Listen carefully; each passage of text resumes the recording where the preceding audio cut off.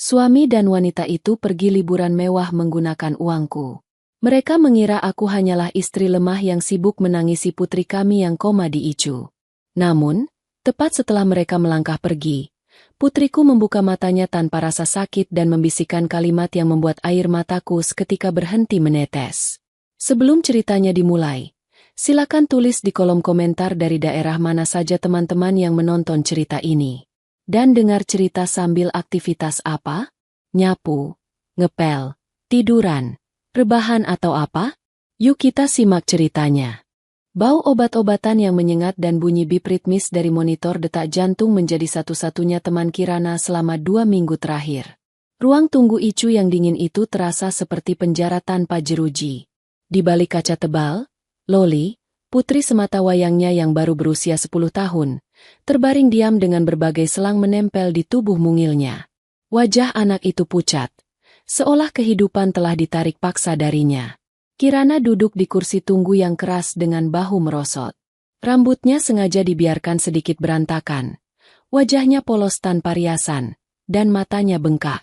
Ia mengenakan pakaian sederhana yang sudah terlihat kusut, menciptakan citra sempurna seorang ibu yang putus asa dan hancur.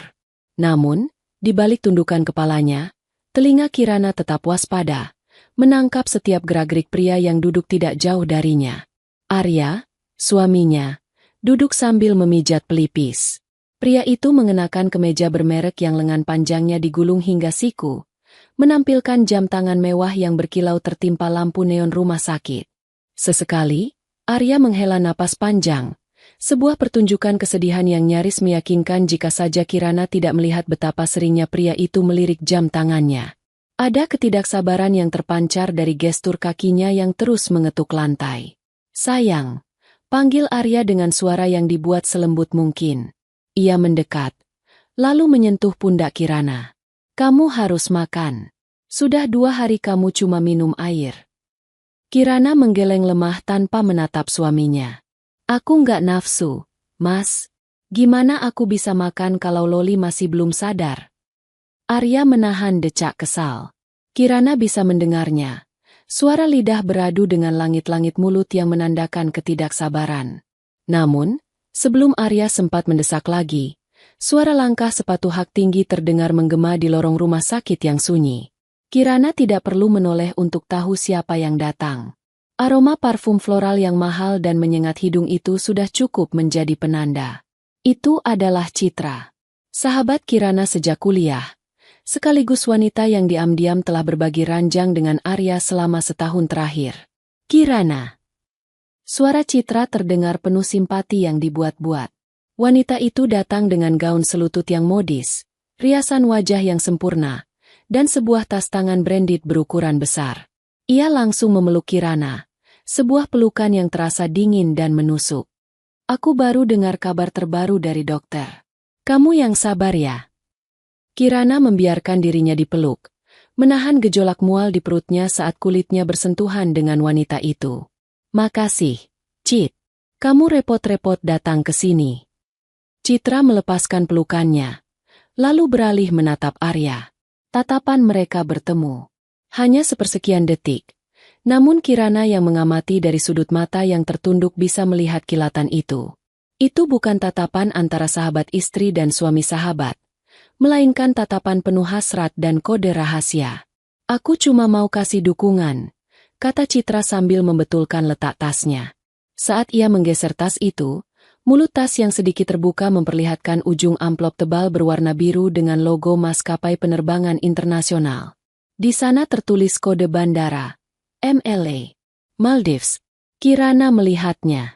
Jantungnya berdegup kencang, bukan karena sedih, melainkan karena amarah yang mendidih. Tiket ke Maldives. Sementara putrinya terbaring koma, atau setidaknya itulah yang mereka kira. Suaminya dan sahabatnya sendiri berencana pergi berlibur ke surga tropis. Arya berdeham, memecah keheningan sesaat itu. Ia berlutut di depan Kirana, meraih kedua tangan istrinya. "Kirana, dengar aku. Kondisi Loli nggak ada kemajuan di sini. Aku barusan dapat info dari rekan bisnisku. Ada spesialis syaraf terbaik di Singapura yang mungkin bisa menangani kasus trauma kepala seperti Loli. Tapi jadwalnya sangat padat.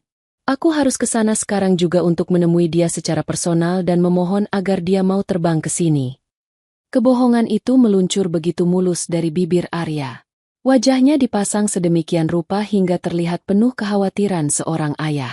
Singapura? Tanya Kirana dengan suara parau. Sekarang, Mas? Saat Loli kritis. Justru karena kritis. Sayang, sambar Arya cepat. Kalau aku nggak pergi sekarang, kita mungkin kehilangan kesempatan. Aku nggak mau menyesal kalau Loli kenapa-napa. Tapi, siapa yang menemani Mas? Kamu kan nggak bisa bahasa medis. Nanti kalau salah komunikasi bagaimana? Pancing Kirana.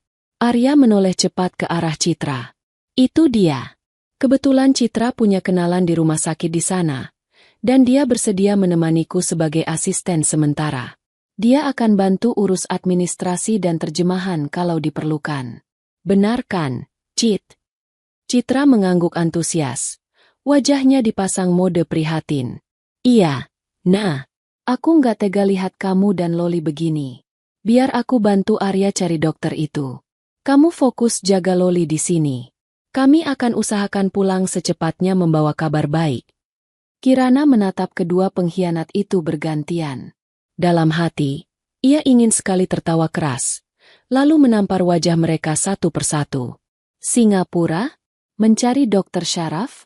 Padahal tiket di tas Citra jelas-jelas menuju Maldives. Mereka pikir Kirana adalah wanita bodoh yang buta huruf dan tidak tahu kode penerbangan. Baiklah, ucap Kirana akhirnya, menunduk lagi untuk menyembunyikan senyum sinis yang hampir terbit di bibirnya. Pergilah, Mas. Lakukan apa saja demi Loli.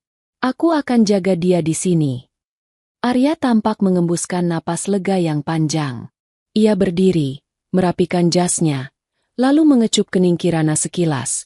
Sebuah kecupan hambar tanpa rasa. Aku janji akan bawa dokter terbaik. Kamu jaga kesehatannya. Hati-hati. Nah, tambah Citra, menepuk bahu Kirana. Jangan lupa makan. Mereka berdua pun berbalik. Langkah kaki mereka terdengar terburu-buru, seolah takut Kirana akan berubah pikiran dan menahan mereka. Kirana tetap duduk diam, menghitung dalam hati. 1, 2, 3. Pintu lift di ujung lorong terbuka. Arya dan Citra masuk ke dalamnya. Sebelum pintu tertutup rapat, Kirana masih sempat melihat Arya merangkul pinggang Citra dan Citra menyandarkan kepalanya di bahu Arya sambil tertawa kecil. Mereka pikir mereka sudah bebas. Mereka pikir sandiwara mereka sempurna. Pintu lift tertutup. Suasana kembali hening. Lorong icu itu kembali hanya diisi suara mesin. Kirana mengangkat wajahnya. Tidak ada lagi air mata. Tidak ada lagi ekspresi istri yang teraniaya. Wajahnya kini dingin, datar, dan matanya memancarkan ketajaman yang selama ini ia sembunyikan. Ia berdiri, berjalan tenang menuju pintu kaca ruang perawatan Loli. Ia menekan tombol akses, pintu berdesis terbuka, dan ia melangkah masuk. Suara monitor detak jantung masih berbunyi stabil. Bip, bip, bip. Kirana mendekati ranjang putrinya. Ia menatap wajah damai Loli. Mereka sudah pergi, nak, bisiknya pelan. Detik berikutnya adalah momen yang akan membuat Arya dan Citra jantungan jika mereka melihatnya. Bunyi monitor yang tadinya datar berubah sedikit temponya, menjadi lebih kuat. Jemari tangan Loli yang terhubung dengan alat saturasi oksigen bergerak perlahan. Kelopak mata anak itu bergetar, lalu terbuka lebar. Tidak ada kebingungan di mata Loli. Tidak ada rasa sakit yang biasanya menyertai pasien yang baru sadar dari koma. Mata bening itu menatap ibunya dengan sorot cerdas dan sadar sepenuhnya.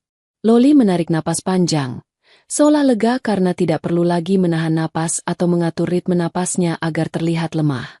Ia menoleh ke arah Kirana, lalu tangan mungilnya terulur, meraih tangan ibunya yang dingin. Ibu! Panggil Loli. Suaranya tidak serak, melainkan jelas dan tegas. Kirana menggenggam tangan putrinya erat-erat. Iya, sayang, ibu di sini. Loli tersenyum tipis, sebuah senyuman yang terlalu dewasa untuk anak seusianya. Ia mengangkat tangannya, menyeka sisa air mata palsu yang masih menggenang di sudut mata Kirana. "Ibu, hapus air matamu," bisik Loli dengan tatapan tajam. "Sandiwara kita sudah selesai. Kakek Ganindra baru saja kirim pesan lewat jam pintarku yang disembunyikan di bawah bantal. Kakek bilang, dia sudah mentransfer semua aset papa dan perusahaan ke rekening ibu 5 menit yang lalu." Kirana memejamkan matanya sejenak, merasakan aliran kelegaan yang luar biasa. Perang baru saja dimulai, dan peluru pertama sudah dilesatkan tepat ke jantung pertahanan musuh tanpa mereka sadari.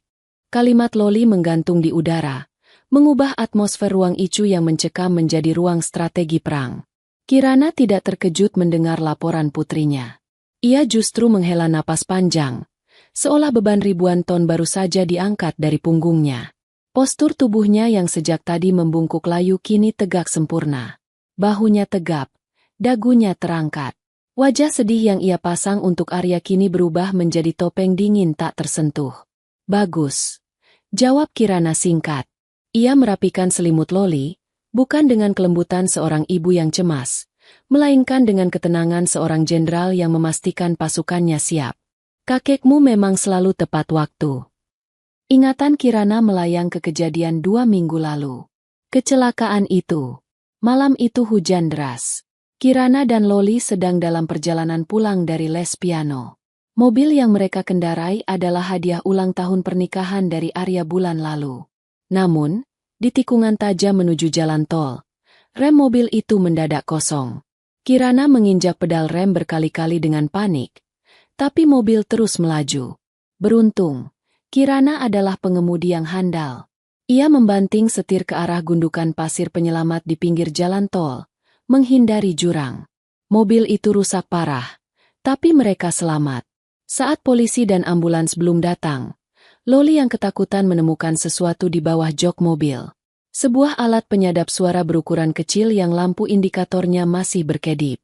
Dan lebih parah lagi, Loli yang gemar mengutak-atik gadget sempat merekam percakapan yang bocor dari alat itu ke ponselnya sebelum alat itu rusak terbentur. Di rumah sakit, saat mereka berdua masih di UGD menunggu pemeriksaan, mereka mendengarkan rekaman itu. Suara Arya terdengar jelas, berbicara dengan seseorang yang suaranya mirip montir bengkel langganan mereka. "Pastikan remnya blong total di kecepatan tinggi. Aku mau mereka berdua lenyap sekaligus. Terutama Loli. Kalau anak itu mati, hak waris dari kakeknya akan jatuh ke aku sebagai walinya." Dunia Kirana runtuh saat itu. Suaminya, ayah dari anaknya, menginginkan mereka mati demi harta. Tapi Kirana bukan wanita yang akan menangis di pojokan. Darah keluarga Ganindra mengalir di tubuhnya. Darah pebisnis ulung yang tak kenal ampun. Malam itu juga, Kirana menghubungi pamannya, Ganindra. Mereka menyusun rencana gila. Loli harus pura-pura koma. Dokter yang menangani Loli adalah dokter kepercayaan keluarga Ganindra yang sudah disumpah untuk tutup mulut. Koma adalah satu-satunya cara melindungi Loli dari percobaan pembunuhan kedua. Jika Arya mengira Loli sedang sekarat, dia tidak akan mencoba membunuhnya lagi dengan cara kasar. Dia hanya akan menunggu. Dan penantian itu berakhir hari ini. Suara pintu ruang VIP yang terbuka otomatis membuyarkan lamunan Kirana. Langkah kaki tegap dan berwibawa memasuki ruangan. Bukan langkah terburu-buru seperti Arya, melainkan langkah seseorang yang tahu bahwa dunia berputar sesuai kehendaknya. Tuan Ganindra masuk. Pria parubaya itu mengenakan setelan jas carcoal buatan penjahit Italia, dengan dasi sutra yang simpulnya sempurna. Aura intimidasi menguar kuat darinya, membuat ruangan yang dingin terasa semakin beku. Dia adalah paman kandung Kirana, pemilik konglomerasi raksasa Ganindra Group yang menguasai sektor pertambangan, properti, dan media. Selama ini, Ganindra menyembunyikan identitas Kirana sebagai keponakannya demi keamanan Kirana sendiri, membiarkan Kirana hidup sederhana, dengan Arya yang hanya seorang pengusaha kelas menengah yang ambisius. Di belakang Ganindra, 2 asisten pria membawa beberapa tas belanja mewah dan sebuah koper dokumen. "Paman," sapa Kirana. Suaranya datar, tanpa emosi. Ganindra menatap keponakannya, lalu beralih menatap Loli yang sudah duduk bersandar di ranjang sambil memainkan tablet. "Cucu kakek hebat.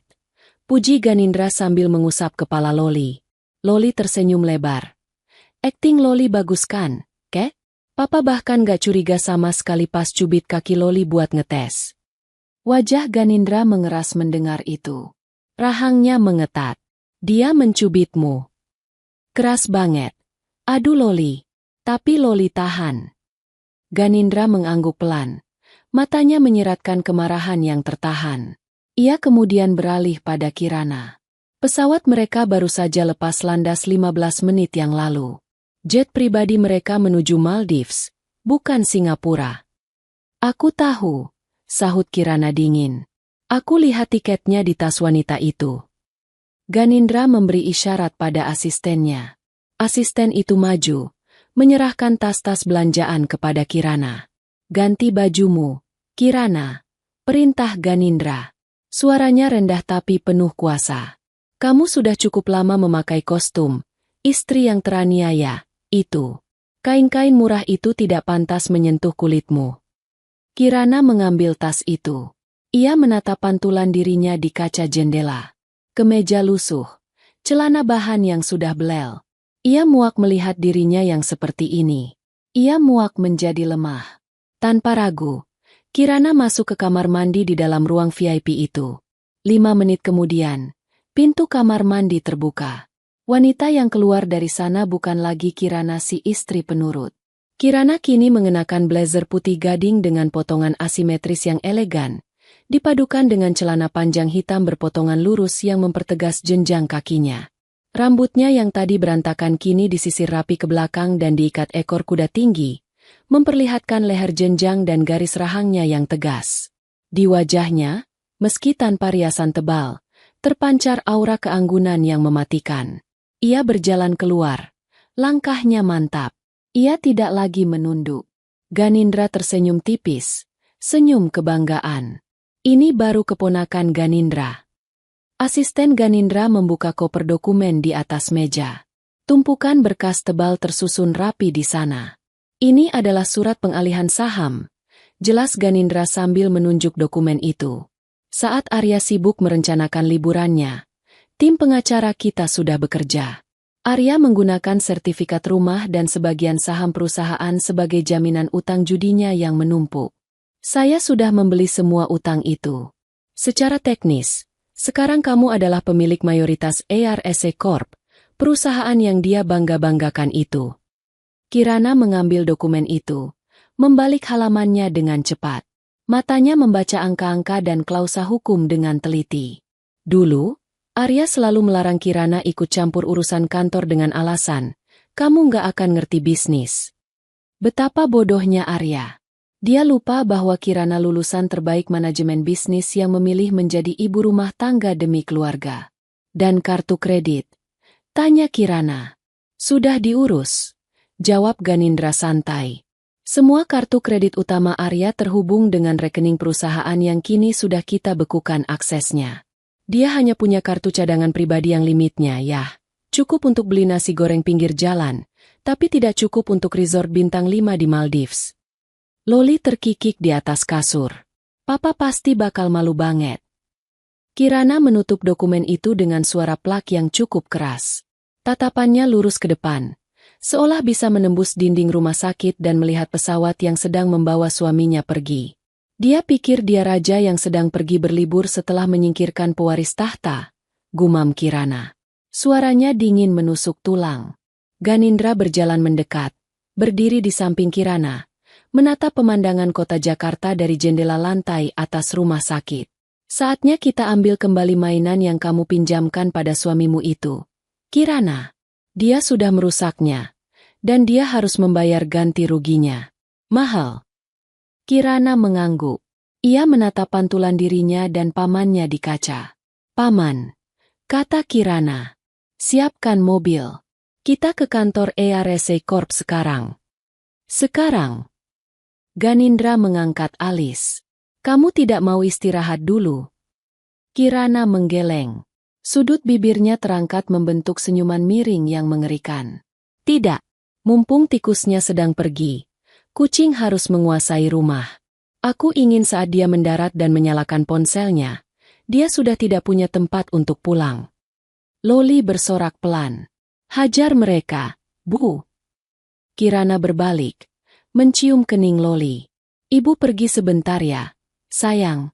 Kakek dan penjaga akan menjagamu di sini.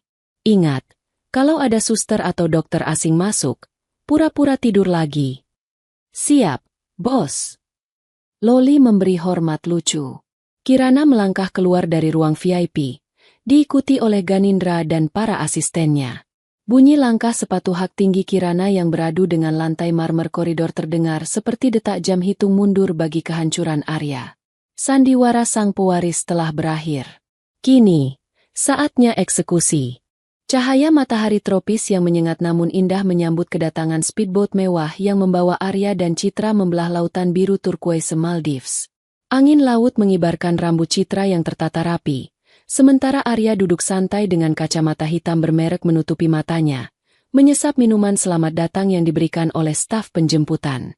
Di sekeliling mereka, hamparan vila-vila di atas air berdiri megah, menjanjikan privasi dan kemewahan yang selama ini mereka impikan. Bagi Arya, pemandangan ini adalah trofi kemenangan. Jauh dari bau obat-obatan rumah sakit, jauh dari suara monitor detak jantung yang menyebalkan, dan yang paling penting, jauh dari wajah memelas Kirana.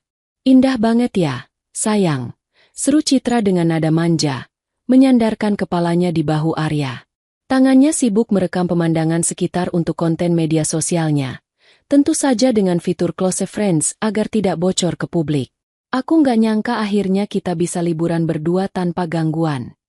Arya tersenyum miring, merangkul pinggang ramping wanita itu. Kamu pantas mendapatkannya. Citra, kita sudah bekerja keras. Bekerja keras. Citra tertawa kecil. Nada suaranya terdengar mengejek. Maksudmu, kamu bekerja keras menahan tawa saat melihat istrimu yang udik itu menangis di pojokan ruang tunggu. Tawa Arya pecah. Ia menggelengkan kepala seolah mengingat lelucon paling lucu sedunia. Kamu harus lihat mukanya tadi. Dia benar-benar percaya aku pergi ke Singapura mencari dokter. Dia bahkan membawakanku bekal roti isi selai kacang yang dibungkus tisu karena takut aku kelaparan di jalan. Menyedihkan sekali.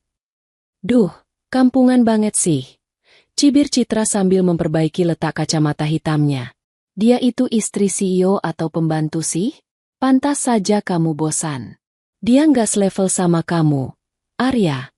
Cuma aku yang mengerti kebutuhan pria berkelas seperti kamu. Benar, jawab Arya, mengeratkan pelukannya. Makanya, begitu Loli ya, kamu tahu, lewat, dan masa berkabung selesai. Aku akan ceraikan Kirana. Dengan Loli tiada, harta warisan keluarga Ganindra yang misterius itu akan jatuh ke tanganku sebagai wali tunggal sebelum aku menendang Kirana keluar. Saat itu terjadi, kita bisa beli satu pulau ini kalau kamu mau. Mereka tertawa bersama, tawa yang terdengar sumbang di tengah keindahan alam yang murni. Mereka merasa di puncak dunia, merasa tak tersentuh, tanpa menyadari bahwa fondasi tempat mereka berdiri sedang digerogoti hingga habis.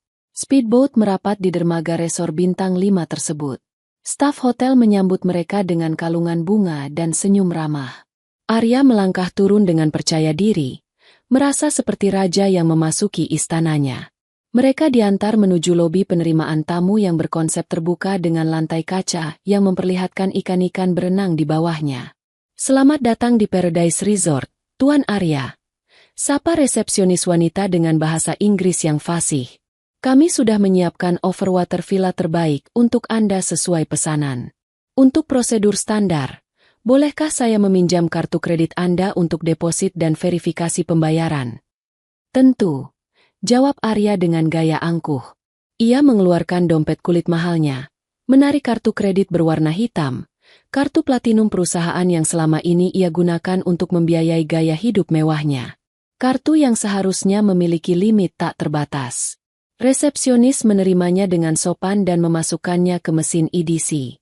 Arya menunggu sambil mengetuk-ngetukkan jari di meja marmer, membayangkan makan malam romantis dengan lobster nanti malam. Namun, senyum resepsionis itu sedikit memudar. Ia mencoba menggesek kartu itu sekali lagi.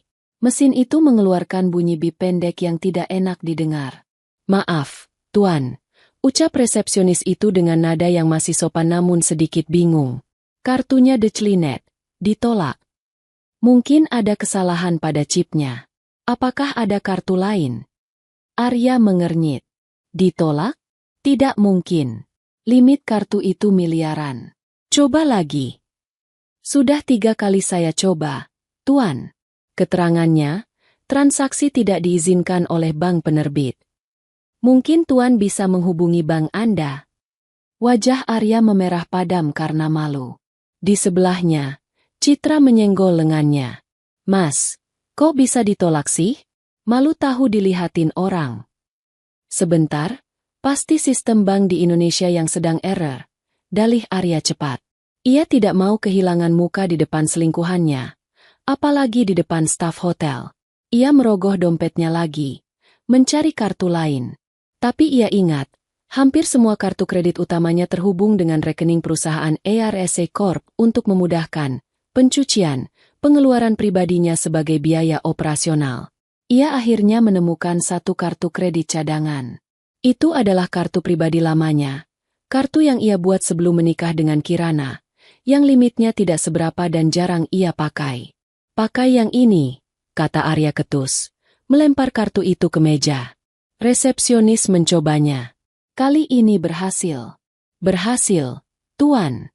Tapi karena limit depositnya cukup besar untuk villa tipe Presidential Suite, hampir seluruh limit kartu ini terpakai untuk deposit jaminan. Apakah tidak apa-apa?" Arya menelan ludah. Itu artinya dia hampir tidak punya sisa uang di kartu itu untuk belanja atau makan mewah di luar paket hotel. Tapi demi gengsi, ia mengangguk kaku. Ya, tidak masalah. Nanti saya urus kartu utama saya yang bermasalah itu." Setelah urusan check-in selesai dan mereka berjalan menuju bugikar yang akan mengantar ke villa, ponsel Arya di saku jasnya bergetar hebat. Bukan 1 atau 2 kali, tapi bertubi-tubi. Arya mengeluarkan ponselnya. Layar itu penuh dengan notifikasi. Puluhan email masuk dari sekretaris perusahaan, dari divisi keuangan, bahkan dari dewan komisaris. Judul email-email itu terlihat mendesak. Urgent, rapat dadakan, pemberitahuan audit, pembekuan akses. "Siapa sih, Mas? Ganggu banget." Keluh Citra yang sudah duduk manis di mobil golf. Arya menatap layar itu dengan rasa kesal. Ia berpikir ini hanya kepanikan orang kantor karena dia pergi mendadak. Dia adalah CEO, pemilik perusahaan. Mereka tidak bisa apa-apa tanpanya. Arya tidak ingin suasana liburannya rusak karena urusan pekerjaan yang membosankan. "Cuma orang kantor yang tidak becus kerja," gumam Arya. Tangannya bergerak menuju tombol daya. Dengan satu tekanan panjang, ia mematikan ponselnya. Layar menjadi gelap. "Sudah, sekarang fokus kita cuma bersenang-senang." Di belahan bumi lain, tepatnya di Jakarta yang sedang mendung, Kirana melangkah turun dari sedan hitam mewah milik pamannya. Ia berdiri di depan gedung pencakar langit berlapis kaca biru bertuliskan ARSA Corp. Gedung yang dibangun dengan uang warisan ayah Kirana, namun selama ini diklaim Arya sebagai hasil keringatnya sendiri. Kirana menarik napas dalam, menghirup udara kota yang berdebu. Ini pertama kalinya ia menginjakan kaki di sini dengan penampilan barunya. Biasanya, ia datang dengan taksi online, membawa rantang makan siang, memakai baju terusan sederhana yang sudah pudar warnanya, dan sandal teplek. Hari ini, Kirana mengenakan setelan rancangan desainer yang membalut tubuhnya dengan sempurna. Sepatu stiletto hitamnya mengetuk trotoar dengan irama yang mengintimidasi. Ia berjalan menuju pintu masuk lobi utama. Seorang satpam bertubuh gempal yang sedang asyik merokok di pos jaga melihat kedatangannya. Satpam itu, yang bernama Danu, menyipitkan mata. Ia mengenali wajah Kirana, tapi tidak dengan penampilannya. Dalam ingatan Danu, istri bos adalah wanita lugu yang gampang digertak dan sering ia suruh menunggu di luar panas-panasan jika Arya sedang sibuk, padahal sedang bermesraan dengan Citra di ruangan. Danu membuang puntung rokoknya sembarangan dan menghadang langkah Kirana dengan sikap tidak hormat. Ia tidak berdiri tegak, melainkan bersandar malas di pintu detektor logam. Eits, mau kemana, Bu? Tanya Danu dengan nada meremehkan. Tumben dandan. Pak Arya lagi nggak ada di tempat. Lagian ini jam kerja, bukan jam antar rantang. Pulang aja sana. Kirana berhenti. Ia menatap satpam itu dari balik kacamata hitamnya, lalu perlahan membukanya. Tatapan matanya setajam silet. Minggir, ucap Kirana pelan namun penuh penekanan. Danu tertawa mengejek. Waduh, galak bener sekarang. Dengar ya, Bu Kirana. Peraturan di sini ketat. Istri bos pun kalau nggak ada janji dilarang masuk sembarangan. Apalagi Pak Arya pesan sama saya. Kalau ibu datang, suruh nunggu di pos satpam aja. Jangan bikin malu di lobi. Jadi mending ibu duduk manis di situ atau pulang. Dulu, Kirana akan menunduk, meminta maaf, dan menuruti perintah kasar itu. Dulu, Kirana akan gemetar menahan tangis karena diperlakukan seperti pengemis di perusahaan suaminya sendiri. Tapi Kirana yang itu sudah mati di ruang Icu tadi pagi. Kirana memberi isyarat tangan. Salah satu pengacara dari tim Ganindra yang berdiri di belakangnya maju, menyerahkan sebuah map. Kirana mengambil selembar kertas dari map itu, surat keputusan pemegang saham mayoritas yang baru saja disahkan. Kamu bisa baca, Danu? Tanya Kirana dingin, menyodorkan kertas itu ke depan wajah si satpam. Danu mengernyit, membaca judul surat itu dengan terbata-bata. Surat, pengambil alihan. Saham, apaan nih? Itu artinya, potong Kirana. Suaranya meninggi hingga menggema di lobi yang mulai ramai oleh karyawan yang baru kembali dari jam makan siang. Gedung ini, tanah tempat kamu berdiri, dan seragam yang kamu pakai itu, sekarang milik saya. Saya pemilik baru ARSC Corp. Wajah Danu memucat. Tapi, Pak Arya. Arya hanyalah karyawan yang sedang saya evaluasi, lanjut Kirana tegas. Ia menatap manajer HRD yang kebetulan melintas di lobi dan berhenti karena keributan itu. Pak Rahmat. Panggil Kirana. Manajer HRD itu terlonjak kaget. Mengenali Kirana namun terperangah dengan aura barunya. Ya, Bu Kirana. Kirana menunjuk Danu dengan telunjuknya yang lentik. Pecat orang ini sekarang juga. Saya tidak mau melihat wajahnya di lingkungan gedung ini 5 menit dari sekarang. Dan pastikan dia tidak mendapat pesangon sepeser pun karena kelalaian dan sikap tidak sopan terhadap pemilik perusahaan. Baik, Bu. Segera saya laksanakan. Jawab Pak Rahmat gugup. Danu gemetar. Lututnya lemas. Bu Kirana. Ampun Bu. Saya cuma bercanda tadi. Saya cuma. Kirana tidak menggubris. Ia melangkah melewati Danu seolah pria itu tidak ada. Menerobos pintu keamanan otomatis yang dibukakan oleh asisten pamannya. Para karyawan di lobi menyingkir memberi jalan. Berbisik-bisik ketakutan sekaligus kagum melihat transformasi istri bos mereka yang selama ini dianggap upik abu. Kirana masuk ke dalam lift khusus CEO. Ia menekan tombol lantai paling atas. Saat pintu lift tertutup, memantulkan bayangan dirinya yang berdiri tegak. Kirana tahu bahwa membersihkan hama di lobi hanyalah pemanasan. Pertarungan sesungguhnya ada di ruang rapat direksi. Suasana di ruang rapat utama ARSC Corp begitu hening hingga suara jarum jam dinding terdengar seperti dentang lonceng kematian. Para direktur dan pemegang saham minoritas duduk gelisah. Mereka dipanggil mendadak oleh tim legal Ganindra Group. Nama yang cukup membuat siapapun di dunia bisnis Indonesia gemetar ketakutan. Mereka bertanya-tanya, di mana Arya? Mengapa CEO mereka tidak ada di sini saat perusahaan sedang diguncang intervensi dari luar? Pintu ruang rapat terbuka lebar. Bukan Arya yang masuk, melainkan Kirana. Wanita itu berjalan dengan langkah berirama, dikawal oleh 4 pengacara senior berwajah kaku. Kirana langsung menuju kursi di ujung meja, kursi yang biasanya diduduki Arya, dan duduk di sana dengan keanggunan yang alamiah, seolah kursi itu memang diciptakan untuknya sejak awal. Selamat siang, Bapak dan Ibu sekalian. Sapa Kirana. Suaranya tenang, namun memiliki daya magnet yang memaksa semua orang untuk diam dan mendengarkan. Seorang direktur operasional yang merupakan loyalis Arya memberanikan diri angkat bicara. Maaf, Bu Kirana. Dengan segala hormat, Ini adalah rapat direksi. Tempat ini bukan untuk urusan rumah tangga. Di mana Pak Arya? Kami butuh penjelasan kenapa ada orang-orang Ganindra Group di sini. Kirana tersenyum tipis. Senyuman yang tidak mencapai matanya. Pak Arya sedang sibuk menikmati liburan ilegalnya di Maldives bersama asisten pribadinya, menggunakan uang yang seharusnya menjadi dividen kalian tahun ini.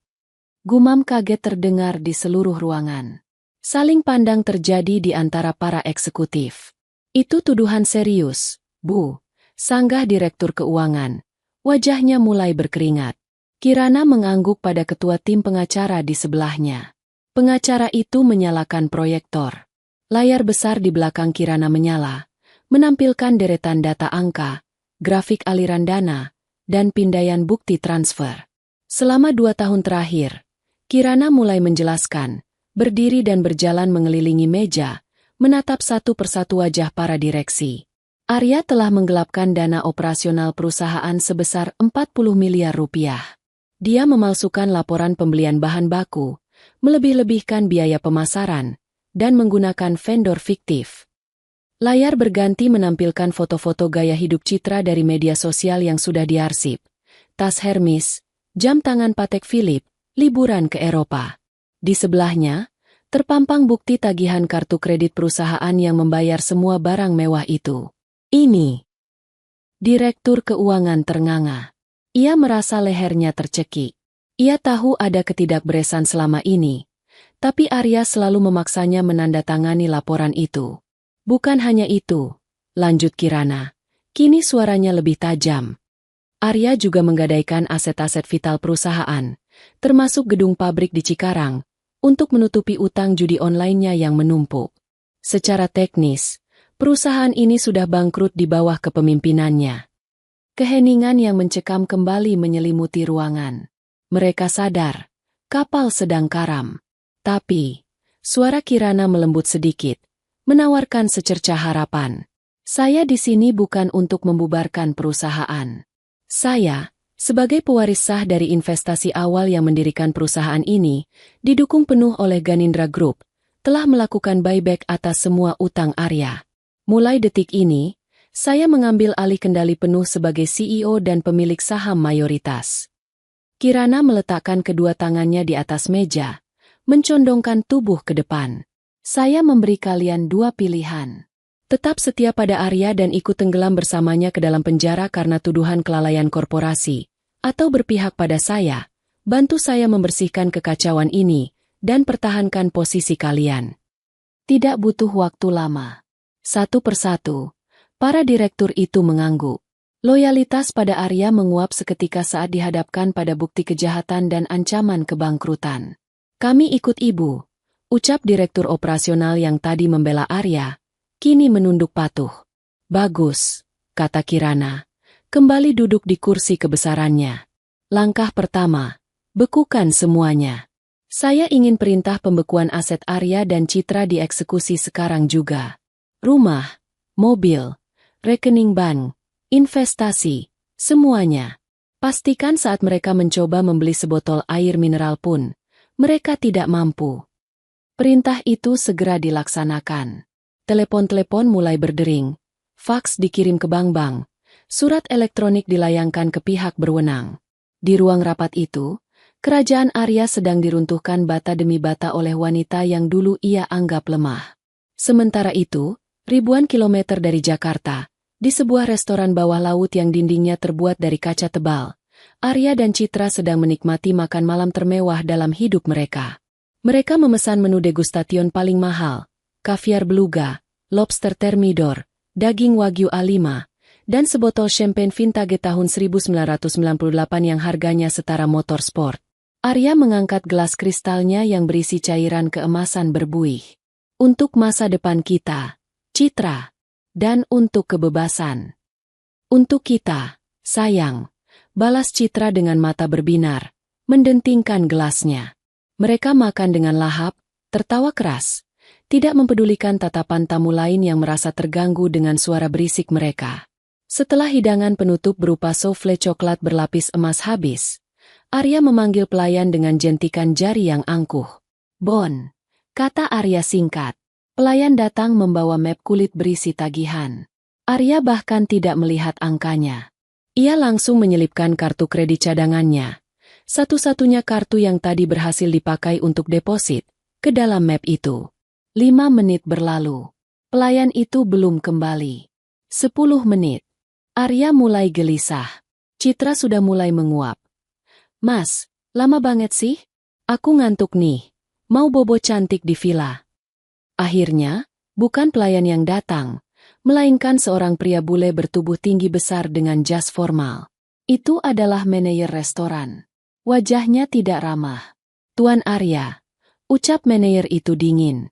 "Kami mengalami masalah dengan pembayaran Anda." "Apalagi?" bentak Arya, mulai emosi. "Mesin kalian rusak terus ya?" "Mesin kami berfungsi sempurna, Tuan," jawab manajer itu tegas. Suaranya cukup keras hingga meja sebelah bisa mendengar. "Kartu Anda ditolak karena over limit. Limit kartu Anda sudah habis terpakai untuk deposit kamar tadi siang. Saldo yang tersisa hanya Rp50.000, sementara tagihan makan malam ini mencapai Rp45 juta. Wajah Arya pucat pasi. "Apa? Tapi, coba kartu yang lain." Arya panik, mengeluarkan kartu perusahaan yang tadi siang ditolak, berharap keajaiban. Manajer itu mencobanya di depan mata Arya dengan mesin portabel. "Decline. Coba lagi," teriak Arya. "Decline. Mas, gimana sih? Kamu bilang kamu kaya," desis Citra. Wajahnya merah padam karena malu. Tamu-tamu lain mulai berbisik-bisik dan menunjuk ke arah mereka. Kartu ini juga sudah diblokir oleh bank penerbit dengan status dicuri atau disalahgunakan. Jelas manajer itu tanpa basa-basi. Ia menarik map tagihan itu kembali.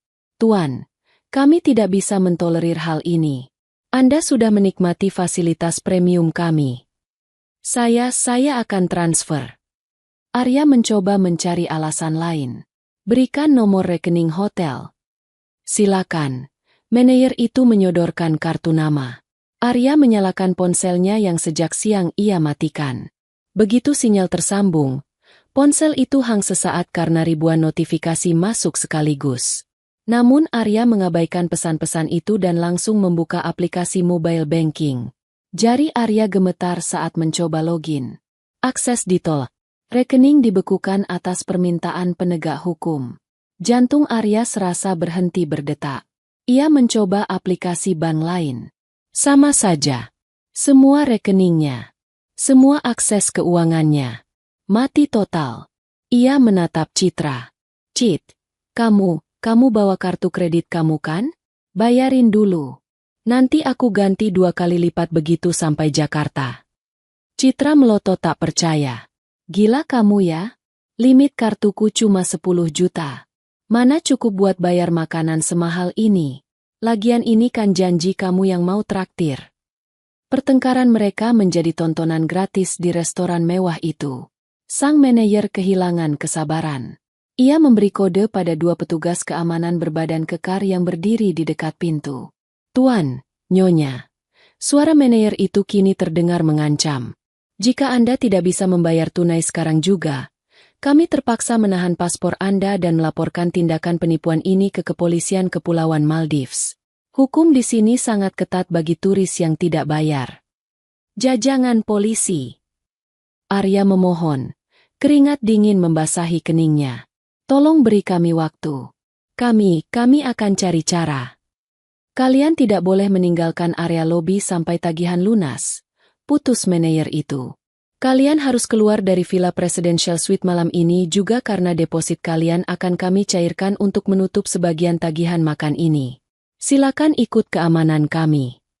Malam itu, Arya dan Citra digiring keluar dari restoran seperti penjahat. Mereka tidak kembali ke kasur empuk di villa mewah di atas air. Mereka berakhir duduk di kursi keras di area tunggu staf di bagian belakang hotel, diawasi oleh satpam, dengan perut yang mulas karena stres dan harga diri yang hancur lebur berkeping-keping. Di Jakarta, Kirana menatap layar ponselnya yang menampilkan notifikasi sukses pembekuan aset. Ia menyesap teh hangat di ruang kerjanya yang baru. "Selamat menikmati makan malam terakhir kalian," bisik Kirana pada keheningan malam. Malam di Maldives yang seharusnya romantis kini berubah menjadi mimpi buruk yang mencekik. Di ruang tunggu staf bagian belakang resor yang sempit dan berbau bahan pembersih lantai, Arya dan Citra duduk terpisah di bangku plastik keras. Di hadapan mereka, dua petugas keamanan bertubuh kekar berdiri bersedekap, memastikan kedua tamu ini tidak melarikan diri sebelum nasib mereka diputuskan. Hening yang menyelimuti ruangan itu terasa lebih bising daripada teriakan. Hanya ada suara dengungan pendingin ruangan tua dan napas kasar Arya yang mencoba menahan amarah. Wajahnya yang tadi sore berseri-seri kini kusam, berminyak, dan dipenuhi guratan kepanikan. Dengan tangan gemetar, Arya kembali menyalakan ponselnya. Kali ini, ia tidak lagi mematikan benda itu meski ribuan notifikasi yang masuk membuat ponselnya panas. Ia harus menghadapi kenyataan. Ia harus tahu apa yang sebenarnya terjadi di Jakarta. Layar ponselnya berkedip cepat, memuntahkan pesan demi pesan yang selama beberapa jam terakhir tertahan. "Bapak di mana?" Orang-orang Ganindra Group menyegel ruangan Bapak. Sekretaris. "Pak, akses server diblokir pusat. Kami tidak bisa bekerja." IT Manager. Surat pemberhentian tidak hormat atas nama Arya Prawira telah diterbitkan oleh Dewan Komisaris. LD. Dan satu pesan singkat dari nomor tak dikenal yang melampirkan sebuah dokumen PDF berjudul Surat Gugatan Cerai dan Pembekuan Aset. Arya membuka dokumen itu. Matanya membelalak membaca setiap poin hukum yang tertera di sana. Pasal demi pasal yang menjeratnya bukan hanya soal perceraian, tapi juga tuduhan penggelapan dana, pemalsuan dokumen, hingga percobaan pembunuhan berencana. "Tidak mungkin," desis Arya, suaranya parau. "Ini pasti mimpi. Kirana tidak mungkin secerdas ini. Dia cuma ibu rumah tangga bodoh." Citra yang duduk di pojok ruangan mengangkat wajahnya. Riasannya sudah luntur. Maskaranya meleleh di bawah mata membuat wajahnya terlihat seperti hantu. Perutnya berbunyi keras karena mereka belum sempat memakan hidangan mewah yang tadi dipesan. "Mas, gimana ini?" rengek Citra. Suaranya melengking menyebalkan. "Kamu bilang kamu yang pegang kendali. Kamu bilang Kirana itu lemah. Terus kenapa sekarang kita ditahan kayak maling ayam begini? Kamu bohong sama aku ya?" Arya menoleh tajam.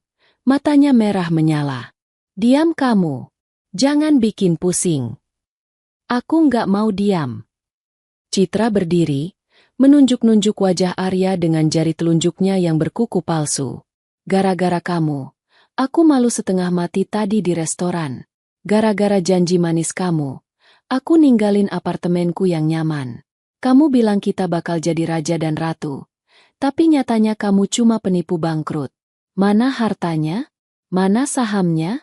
Kartu kreditmu sampah semua." Emosi Arya yang sudah diubun-ubun akhirnya meledak. Tekanan mental akibat kehilangan perusahaan, ancaman penjara, dan kini ocehan wanita yang selama ini hanya menguras dompetnya, membuat akal sehatnya putus. Plak! Sebuah tamparan keras mendarat di pipi kiri Citra. Suara kulit beradu itu menggema di ruangan sempit tersebut. Citra terhuyung ke belakang, memegang pipinya yang memerah dengan mata terbelalak kaget. "Kamu yang diam, wanita murahan," bentak Arya, napasnya memburu. "Kamu pikir aku bangkrut gara-gara siapa? Gara-gara menuhin gaya hidup kamu. Tas Hermes, jam tangan, liburan sialan ini, semua demi kamu. Kalau bukan karena kamu merengek minta ke Maldives saat anakku sekarat, aku masih bisa mengendalikan situasi di Jakarta. Kamu pembawa sial." Citra menangis histeris. "Berani-beraninya kamu pukul aku. Laki-laki macam apa kamu? Nyesel aku mau sama kamu.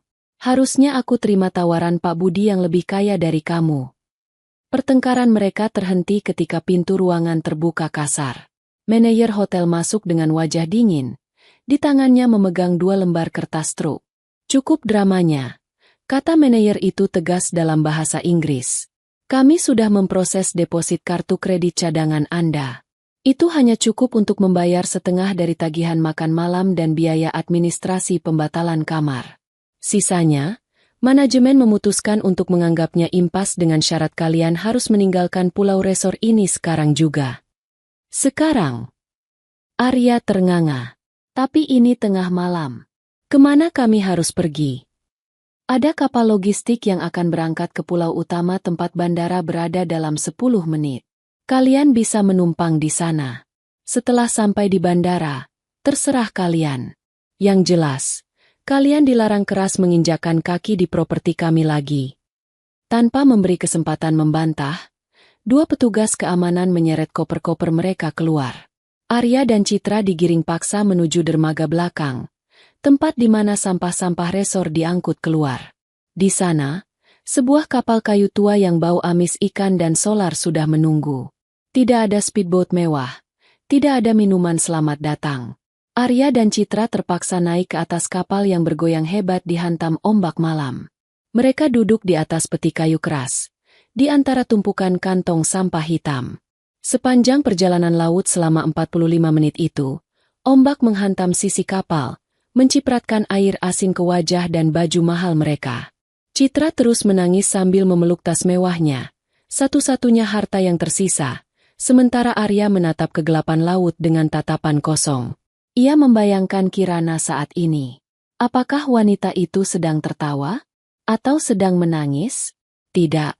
Kirana yang mengirim pesan ancaman hukum itu pasti sedang tertawa di atas penderitaannya. Sesampainya di pulau bandara, mereka diturunkan begitu saja di dermaga umum. Mereka menyeret koper berat mereka menuju terminal keberangkatan. Bandara Velana di malam hari tidak seramai siang hari, namun bangku-bangku besinya tetap terasa dingin dan tidak nyaman. Mereka mencoba menuju loket penjualan tiket. 1 tiket ke Jakarta, penerbangan paling cepat, kata Arya pada petugas loket dengan sisa-sisa kesombongannya. Untuk 2 orang, harganya 20 juta rupiah, transit di Singapura. Jawab petugas itu datar. Arya merogoh saku, mengeluarkan dompetnya yang tebal namun tak berguna. Ia mengeluarkan lembaran uang tunai rupiah dan beberapa dolar yang ia bawa. Ia menghitungnya dengan tangan gemetar. Total uang tunai yang mereka miliki hanya sekitar 3 juta rupiah. Sisanya ada di kartu-kartu yang sudah menjadi sampah plastik tak bernilai. Kurang, gumam Arya. Wajahnya memucat. Apa? Tanya Citra panik. Uang kita nggak cukup buat beli tiket pulang. Bahkan untuk 1 orang pun nggak cukup, bisik Arya horor. Mereka berdua terdiam. Realita pahit menghantam mereka telak. Mereka terdampar di negeri orang, tanpa uang, tanpa tempat tinggal, dan menjadi buronan di negara sendiri. Mereka berjalan gontai menuju deretan kursi tunggu di area publik bandara. Citra melepaskan sepatu hak tingginya yang membuat kakinya lecet, lalu duduk meringkuk memeluk lutut. Arya duduk di sebelahnya, menunduk dalam-dalam. Jam demi jam berlalu. Perut mereka perih melilit karena lapar. Tenggorokan mereka kering. Arya melihat ada keran air minum umum di dekat toilet. Dengan rasa malu yang luar biasa, mantan CEO yang biasa minum wine mahal itu berjalan ke sana, membungkuk, dan meminum air keran seperti gelandangan. Ia menampung air dengan tangannya untuk dibawakan kepada Citra.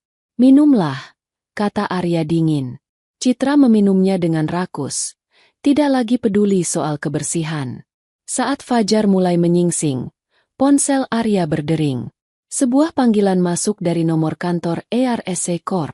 Jantung Arya berdegup kencang. Apakah ada karyawan yang masih setia padanya? Apakah ada harapan? Dengan cepat ia mengangkatnya. Halo? Siapa ini? Rahmat? Tolong saya. Namun suara yang terdengar di seberang sana bukanlah suara Rahmat, melainkan suara wanita yang tenang, sopan, namun bernada sangat formal. Itu adalah suara Rina, asisten pribadi baru yang ditunjuk Ganindra. Selamat pagi, Pak Arya. Saya Rina, asisten Ibu Kirana. Ucap suara itu. Arya membeku. Nama istrinya disebut dengan gelar, Ibu, yang penuh kuasa. Mana Kirana? Biarkan saya bicara sama istri saya. Ibu Kirana sedang sibuk memimpin rapat restrukturisasi perusahaan yang Bapak hancurkan. Jawab Rina tajam. Beliau mengetahui bahwa Bapak dan saudari Citra sedang mengalami kesulitan finansial di Bandara Maldives. Berdasarkan pantauan kami, Bapak tidak mampu membeli tiket pulang. Kirana dia tahu. Arya merasa telanjang. Istrinya memantaunya seperti tikus dalam labirin. Tolong, bilang sama Kirana, transfer uang sedikit saja. Atau belikan kami tiket. Saya janji akan jelaskan semuanya. Ini salah paham. Ibu Kirana tidak butuh penjelasan. Pak, beliau butuh Bapak pulang untuk menandatangani berkas hukum dan menghadapi polisi. Oleh karena itu, atas dasar kemanusiaan, dan agar Bapak tidak kabur, Ibu Kirana sudah membelikan tiket pulang untuk kalian berdua. Benarkah? Arya merasa lega luar biasa. Terima kasih, tiketnya sudah dikirim ke email. Sudah, Pak.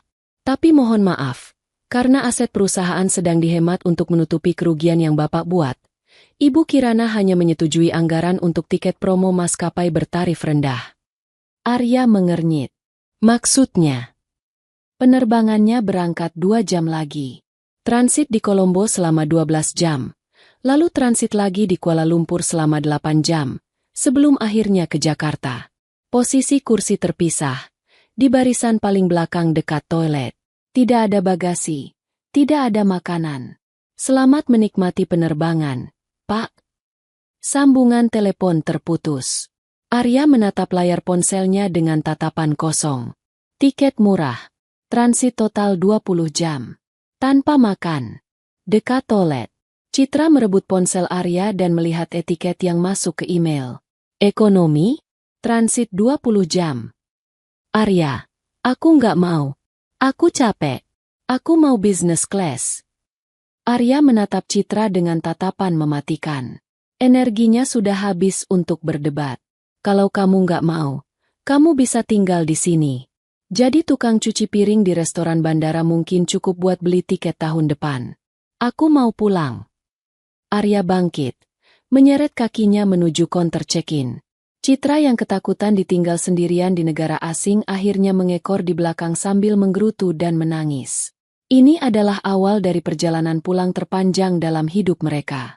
Sebuah perjalanan yang akan mengantar mereka dari surga semu menuju neraka yang sesungguhnya. Perjalanan pulang itu benar-benar definisi siksaan fisik dan mental. Pesawat yang mereka tumpangi sempit, penuh sesak dengan turis backpacker yang berisik. Sesuai perkataan asisten Kirana, kursi mereka berada di barisan paling belakang, tepat di sebelah toilet. Bau pesing yang menyengat setiap kali pintu toilet terbuka menjadi aromaterapi mereka sepanjang perjalanan.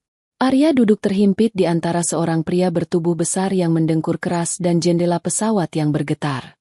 Kakinya yang panjang menekuk kaku karena jarak antar kursi yang sempit. Perutnya melilit hebat karena lapar. Namun pramugari hanya lewat menawarkan makanan berbayar yang tak mampu ia beli. Ia hanya bisa menelan ludah melihat penumpang di depannya memakan mie instan cup yang aromanya begitu menggoda. Di kursi seberang lorong, Citra terlihat lebih menyedihkan.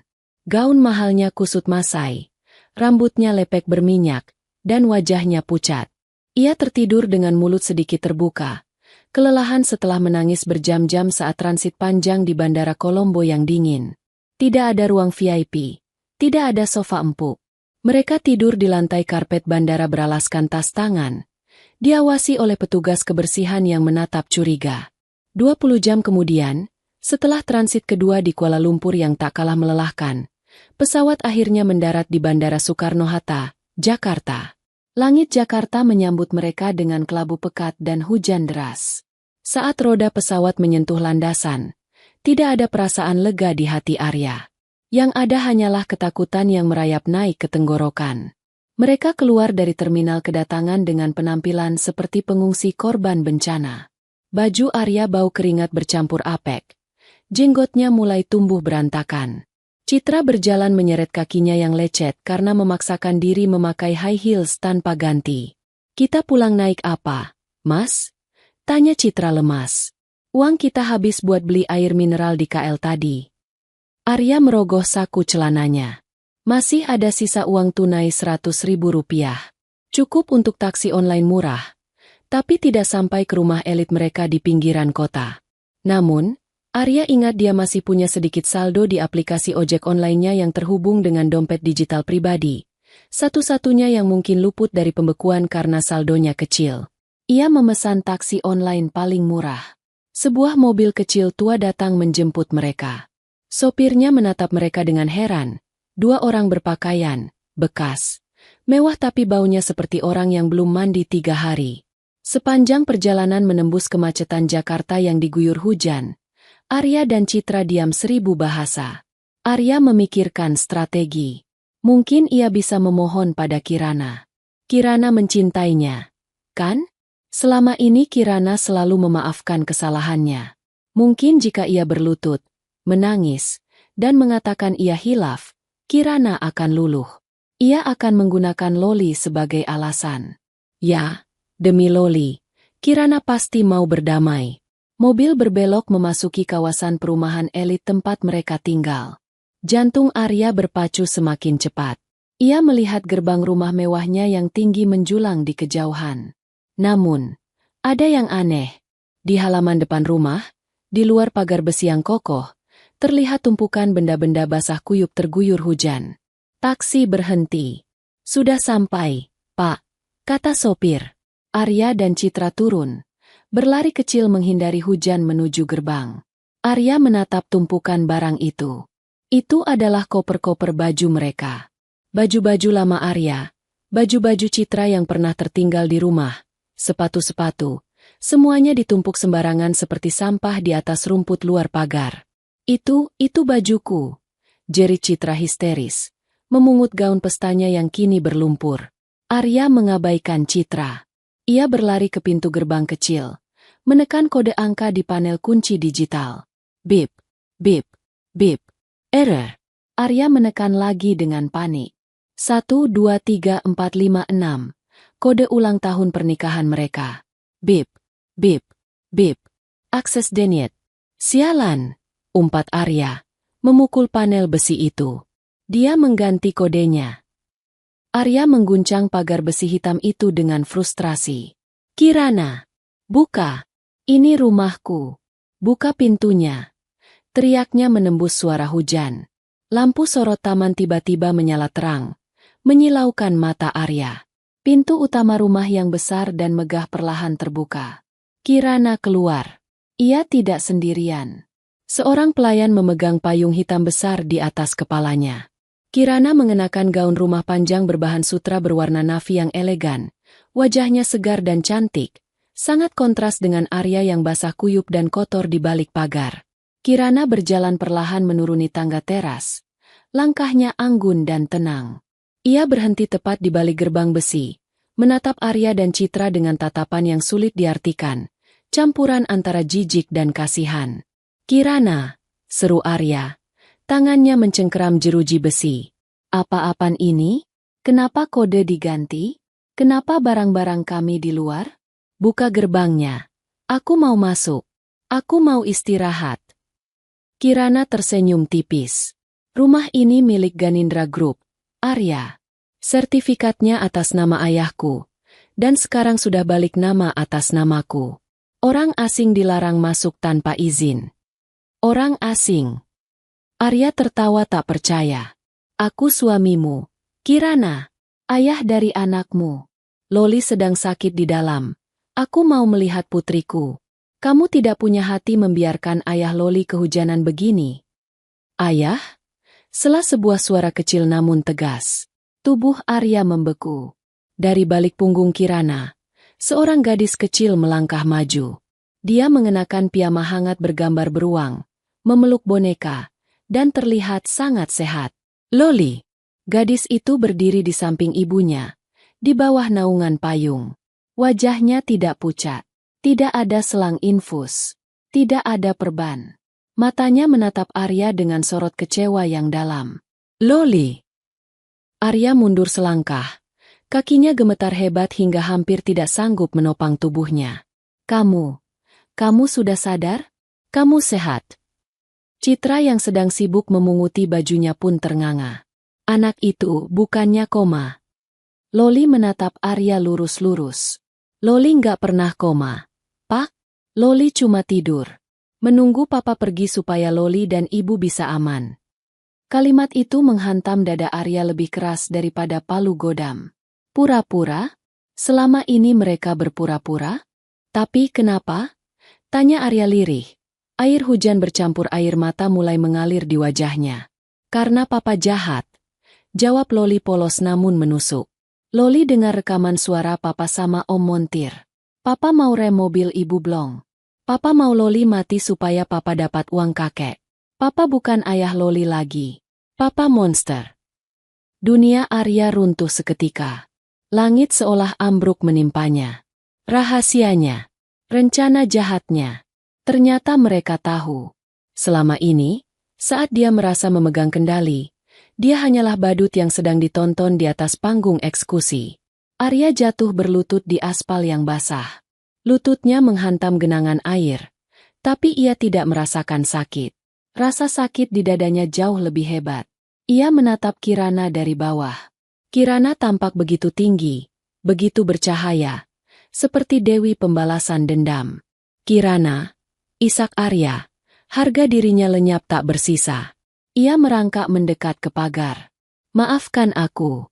Aku hilaf. Aku ditekan utang. Aku nggak bermaksud. Tolong, nah, izinkan aku masuk. Kita bicara baik-baik.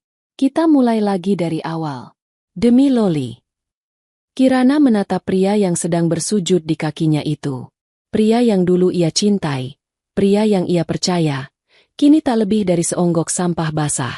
Tidak ada kata, kita, lagi, Arya, ucap Kirana dingin. Saat kamu memutuskan memotong kabel rem mobil itu, kamu sudah membunuh suamiku. Pria yang berlutut di depanku sekarang hanyalah orang asing yang berutang nyawa pada putriku. Dan kamu, Kirana mengalihkan pandangannya pada Citra yang berdiri mematung di belakang Arya. Nikmatilah sisa waktumu di luar penjara. Polisi sedang dalam perjalanan ke sini. Bukti rekaman CCTV hotel saat Arya bertemu pembunuh bayaran, dan bukti transfer uang dari rekeningmu ke rekening Montir itu, sudah kami serahkan. Mata Citra terbelalak. Apa? Aku nggak tahu apa-apa. Itu semua Arya. Aku cuma dikasih uang. Simpan pembelaanmu untuk hakim, potong Kirana. Sirine mobil polisi terdengar melolong dari kejauhan. Semakin lama semakin dekat, membelah suara hujan. Lampu biru kemerahan mulai terlihat memantul di dinding-dinding rumah tetangga. Kirana memegang bahu Loli. Ayo masuk, sayang. Udara di luar kotor. Dah, oh monster, ucap Loli pelan, lalu berbalik badan mengikuti ibunya. Loli, Kirana, jangan tinggalkan aku. Teriak Arya putus asa, menggedor-gedor pagar. Kirana! Kirana tidak menoleh sedikit pun. Pintu utama rumah tertutup perlahan, memisahkan kehangatan dan cahaya di dalam sana dengan kedinginan dan kegelapan nasib Arya di luar. Begitu pintu tertutup rapat, suara klik kunci otomatis terdengar. Bersamaan dengan itu, dua mobil patroli polisi berhenti di depan pagar. Beberapa petugas berseragam turun, membawa borgol, siap menjemput Arya dan Citra menuju tempat yang pantas bagi mereka, balik jeruji besi. Arya terkulai lemas, membiarkan hujan menyamarkan tangis penyesalannya yang terlambat. Ia sadar, ia telah membuang berlian demi menggenggam kerikil, dan kini kerikil itu pun telah menjadi debu. Hujan malam itu tidak juga reda, seolah langit Jakarta turut menangisi kehancuran sebuah keluarga yang dulunya tampak sempurna. Di depan gerbang rumah mewah yang kini tertutup rapat, lampu rotari mobil polisi berputar menyilaukan mata, memantul di genangan air dan wajah-wajah pucat para tersangka. Arya masih berlutut di aspal yang dingin, kedua tangannya mencengkeram lututnya sendiri. Ia menatap kosong ke arah pintu rumah yang baru saja menelan istri dan anaknya. Rasa dingin dari air hujan yang meresap hingga ke tulang tidak sebanding dengan rasa beku yang merambat di dadanya. Ia baru saja melihat putrinya, yang ia kira sekarat, berdiri tegak dan memanggilnya, monster. Kata itu terus bergaung di kepalanya, lebih keras daripada sirine polisi. Saudara Arya Prawira. Suara tegas seorang perwira polisi memecah lamunannya. Polisi itu berdiri di hadapannya, mengenakan jas hujan kepolisian yang basah kuyup. Anda kami tahan atas dugaan percobaan pembunuhan berencana terhadap saudari Loli Prawira, penggelapan dana perusahaan, serta pemalsuan dokumen aset. Arya tidak melawan saat kedua tangannya ditarik kasar ke belakang. Bunyi klik logam dingin yang mengunci pergelangan tangannya terdengar seperti vonis mati. Ia diseret berdiri, kakinya lemas seperti jeli. Di sisi lain, Citra sedang berusaha memberontak. Wanita itu menjerit-jerit histeris saat seorang polisi wanita mencoba memborgolnya. "Lepaskan saya! Saya tidak salah!" teriak Citra. Suaranya melengking memecah malam. "Saya cuma korban. Arya yang merencanakan semuanya. Saya tidak tahu dia mau membunuh anaknya. Saya cuma diajak liburan." Polisi wanita itu tidak peduli. Ia mendorong Citra masuk ke kursi belakang mobil patroli. "Anda bisa jelaskan di kantor, Bu. Kami punya bukti transfer dari rekening Anda ke rekening montir yang menyabotase mobil korban. Jumlahnya 50 juta rupiah, dengan keterangan, servis mobil." "Itu uang dari Arya," bantah Citra panik. Air matanya melunturkan sisa-sisa maskara. Ia menoleh ke arah Arya yang baru saja didudukan di sebelahnya di dalam mobil polisi.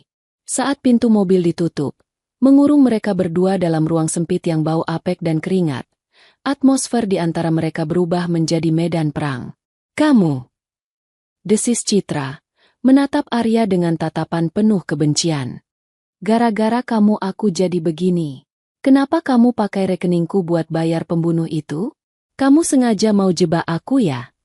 Arya yang sejak tadi diam, perlahan menoleh. Matanya merah, urat-urat di lehernya menonjol. "Kamu yang minta uang belanja tambahan bulan lalu. Aku bilang pakai uang itu buat bayar orang, karena rekeningku sedang diaudit.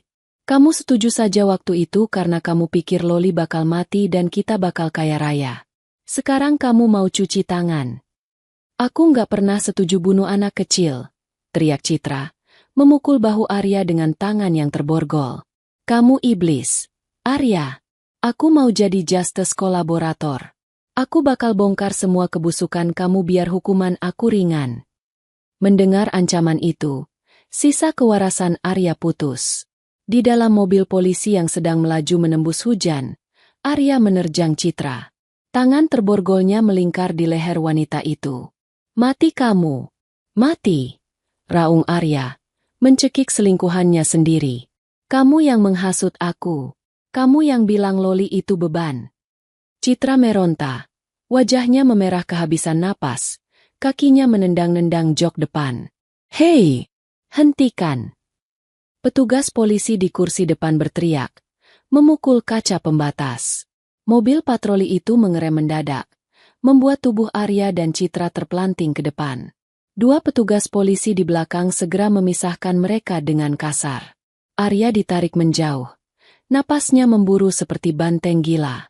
Citra terbatuk-batuk, memegangi lehernya yang memar, menangis ketakutan. Drama memalukan itu menjadi tontonan para petugas. Cinta terlarang yang mereka banggakan, yang mereka rayakan di Maldives, berakhir dengan saling mencekik di kursi belakang mobil tahanan. 3 bulan kemudian, ruang sidang Pengadilan Negeri Jakarta Selatan dipenuhi pengunjung. Kasus ini menjadi sorotan media nasional. Skandal CEO, percobaan pembunuhan pewaris cilik demi harta. Judul berita itu terpampang di mana-mana. Arya duduk di kursi pesakitan, mengenakan rompi tahanan berwarna oranye. Tubuhnya kurus kering, wajahnya tirus, dan rambutnya yang dulu selalu rapi kini dicukur hampir botak. Matanya cekung, kehilangan cahaya arogansi yang dulu selalu ia pancarkan. Di bangku pengunjung barisan depan, Kirana duduk dengan tenang. Ia mengenakan setelan hitam yang elegan, didampingi oleh tim pengacara Ganindra. Di sampingnya tidak ada Loli. Kirana melarang putrinya hadir untuk melindungi psikologis anak itu. Namun, Tuan Ganindra ada di sana, menatap Arya dengan tatapan elang yang siap mencabik mangsa.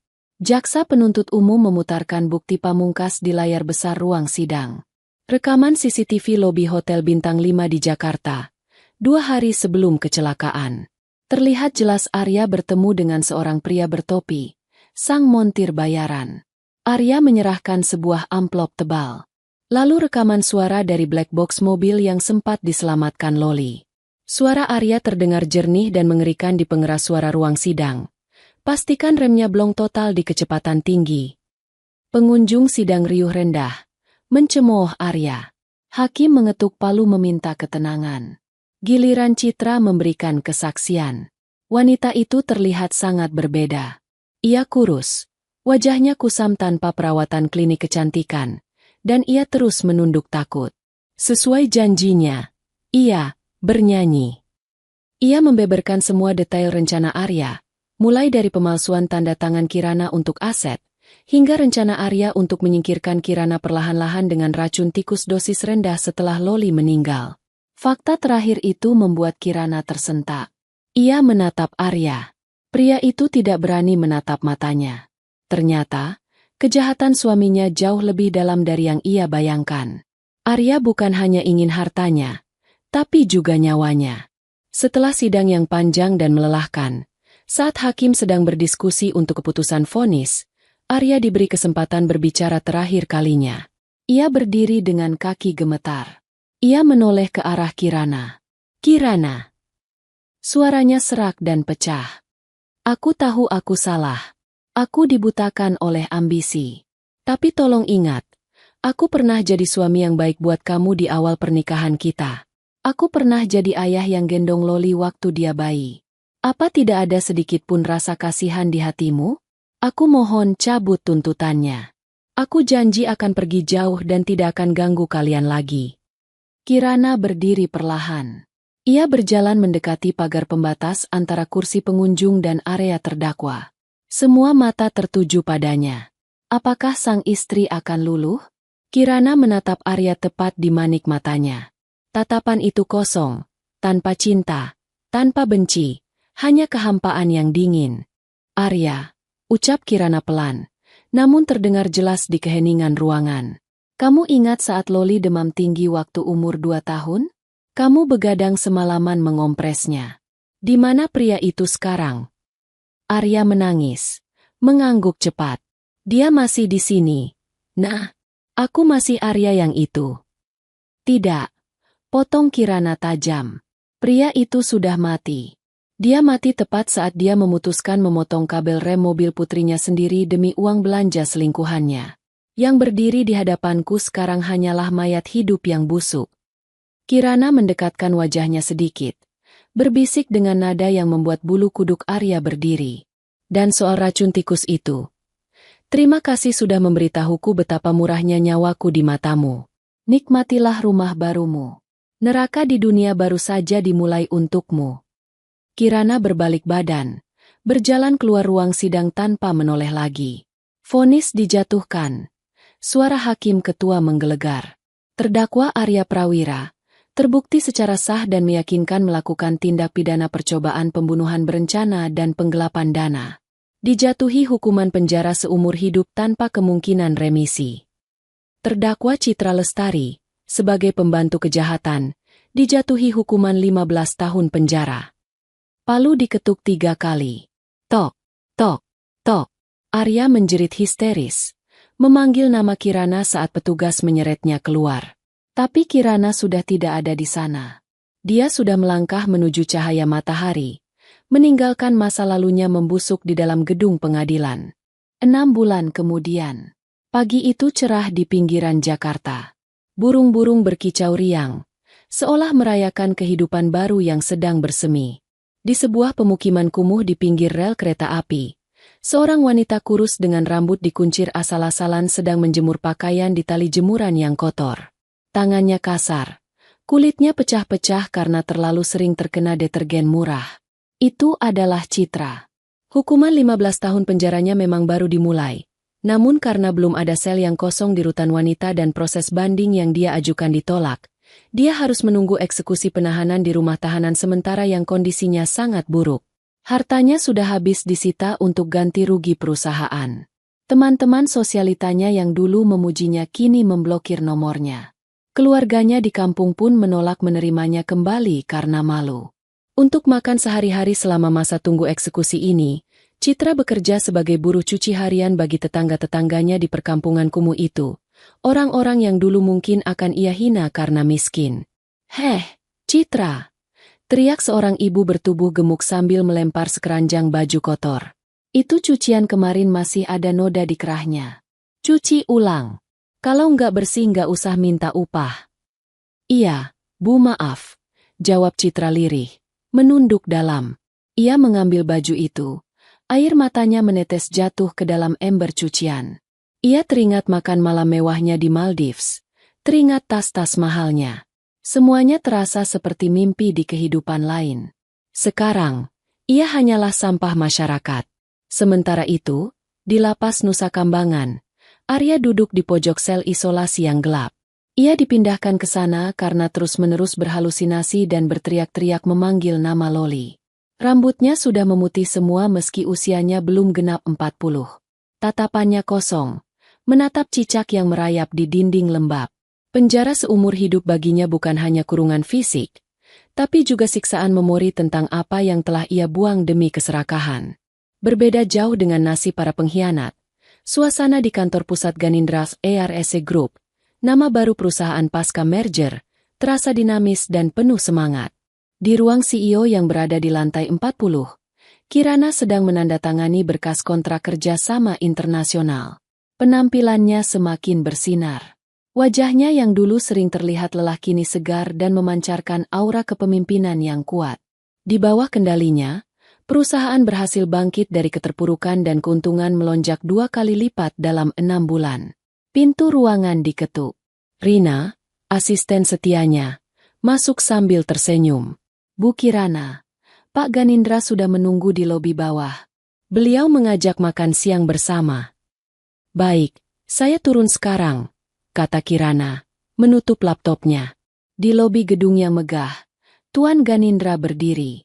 Namun kali ini dia tidak sendiri. Di sampingnya berdiri seorang pria muda, mungkin seusia Kirana, dengan penampilan yang rapi namun santai. Wajahnya ramah, dengan senyum tulus yang meneduhkan. Nah, ini dia CEO kebanggaan Paman. Sambut Ganindra saat Kirana keluar dari lift. Kirana mencium tangan pamannya dengan hormat. Paman mau ajak makan di mana hari ini? Di restoran favorit Loli. Tentu saja. Anak itu sudah menunggu di mobil. Jawab Ganindra sambil tertawa. Oh ya, Kirana, kenalkan. Ini Adrian. Dia baru saja kembali dari memimpin cabang perusahaan kita di London. Mulai hari ini dia akan menjadi direktur operasional barumu, menggantikan posisi direktur lama yang pensiun. Adrian mengulurkan tangan. Halo, Bu Kirana. Saya banyak mendengar tentang kehebatan Ibu membalikan keadaan perusahaan dalam waktu singkat. Suatu kehormatan bisa bekerja sama. Kirana menyambut uluran tangan itu. Genggaman tangan Adrian terasa hangat dan kokoh, namun sopan. Panggil Kirana saja kalau di luar jam kerja. Pak Adrian, selamat bergabung. Kalau begitu panggil saya Adrian saja. Balas pria itu. Ada sorot kagum di mata Adrian saat menatap Kirana. Bukan kekaguman karena kecantikan fisik semata, tapi kekaguman pada kekuatan wanita yang berdiri di hadapannya. Mereka berjalan menuju mobil. Di dalam mobil mewah itu, Loli sudah menunggu. Gadis kecil itu melompat keluar begitu melihat ibunya. Ibu, seru Loli, langsung memeluk pinggang Kirana. Halo, sayang, bagaimana sekolahnya hari ini? Tanya Kirana, mengusap rambut putrinya. Seru, nilai ulangan matematikaku 100 lagi. Pamer Loli bangga. Lalu matanya tertuju pada Adrian. Om ini siapa? Adrian berjongkok menyamakan tingginya dengan Loli. Halo, Tuan Putri Loli. Nama Om Adrian. Om teman kerja ibu dan kakek. Om dengar kamu suka es krim coklat ya? Kebetulan Om punya voucher es krim gratis sepuasnya di restoran nanti. Mau? Mata Loli berbinar-binar. Mau banget. Om Adrian baik deh, nggak kayak. Loli menghentikan kalimatnya. Teringat pada ayahnya. Wajah cerianya sedikit meredup. Adrian seolah mengerti apa yang dipikirkan anak itu. Ia tidak memaksa Loli bicara. Ia hanya tersenyum hangat. Yuk, kita berangkat. Nanti keburu es krimnya meleleh. Sikap peka dan tulus Adrian membuat Kirana tertegun sejenak. Selama bertahun-tahun hidup dengan Arya yang narsistik dan manipulatif, ia lupa bagaimana rasanya melihat pria yang tulus menyukai anak-anak tanpa motif tersembunyi. Ayo, Bu, ajak Loli, menggandeng tangan kanan Kirana dan tangan kiri Adrian secara bersamaan, menarik mereka menuju mobil. Tuan Ganindra yang melihat pemandangan itu dari belakang hanya tersenyum penuh arti. Ia tahu, luka di hati keponakannya butuh waktu lama untuk sembuh. Tapi melihat Adrian yang sabar dan Kirana yang mulai bisa tersenyum lepas, ia yakin masa depan cerah sedang menanti. Siang itu, di sebuah restoran dengan pemandangan taman yang asri, mereka makan siang bersama. Tawa renyah Loli terdengar mendominasi meja, diselingi candaan Adrian yang ternyata humoris. Kirana duduk bersandar di kursinya, menyesap lemon tea dingin. Ia menatap langit biru dari balik jendela kaca. Awan hitam yang dulu menggelayuti hidupnya sudah benar-benar pergi. Badai sudah berlalu. Ia menoleh menatap putrinya yang sedang tertawa bahagia, lalu menatap pantulan dirinya sendiri di kaca jendela. Wanita lemah yang menangis di pojokan icu itu sudah tidak ada. Yang ada kini adalah Kirana yang baru. Kuat, mandiri, dan dikelilingi orang-orang yang tulus mencintainya. Dendam telah terbayar lunas. Keadilan telah ditegakkan. Dan untuk pertama kalinya dalam waktu yang sangat lama, Kirana merasa benar-benar bebas. Bu, Om Adrian janji mau ajarin Loli main tenis minggu depan. Boleh kan? Tanya Loli membuyarkan lamunannya. Kirana menatap Adrian yang tersenyum meminta persetujuan. Boleh, sayang, jawab Kirana lembut. Bibirnya melengkung membentuk senyuman tulus. Asal PR-nya selesai dulu ya. Siap, bos, seru Loli. Tawa mereka kembali pecah, menutup lembaran kelam masa lalu dan membuka halaman pertama dari buku kehidupan mereka yang baru dan bahagia.